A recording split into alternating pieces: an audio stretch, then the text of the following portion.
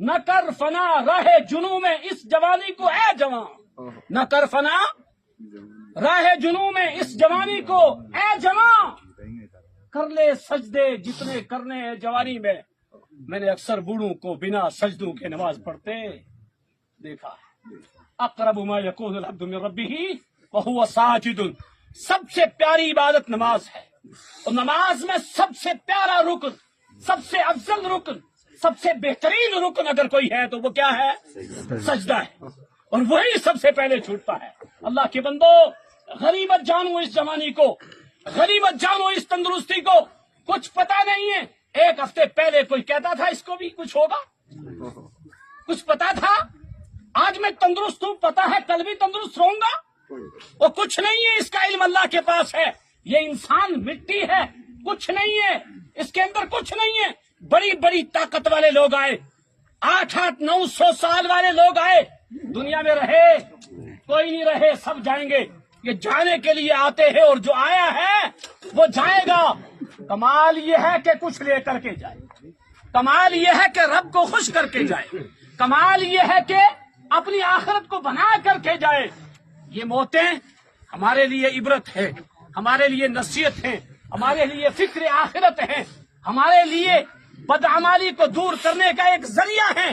ڈر اور خوف ہونا چاہیے، فکر ہونی چاہیے۔ ہم موتوں میں بھی آتے ہیں، جنازوں میں شریک ہوتے ہیں، کندھا دیتے ہیں، مٹی ڈالتے ہیں، تختے رکھتے ہیں۔ کبھی تصور کر لے، کبھی میرے اوپر بھی کوئی تختہ دے گا، کبھی میری قبر پہ بھی لوگ ایسے ہی آئیں گے، اور یہ ہونا ہے نہ جانے کب ہو جائے۔ اس لیے میں آج ہی توبہ کر لوں، میں آج ہی اپنی بدعمالی کو چھوڑ دوں، آج ہی شرک کو چھوڑ دوں، آج ہی بدعت کو چھوڑ دوں، میں آج ہی صحیح معنی میں اپنی زندگیوں کے لے کے چلے جاؤں۔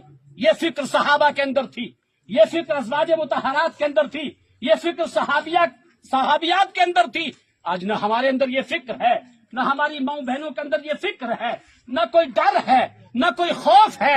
اما عائشہ صدیقہ رضی اللہ تعالی عنہا جنتی خاتون ہے، جنتی خاتون ہے، ساری عورتوں میں سب سے افضل ہے۔ اما عائشہ کا مقابلہ کوئی اور خواتین کا نہیں۔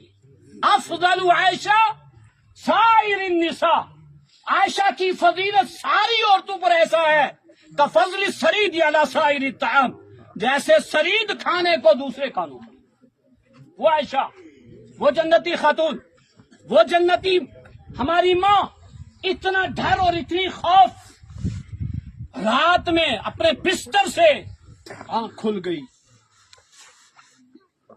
قیامت کا منظر یاد کر کے رونے لگی۔ رسول اکرم صلی اللہ علیہ وسلم نے دیکھا عائشہ صدیقہ رو رہی، پوچھا عائشہ کیوں؟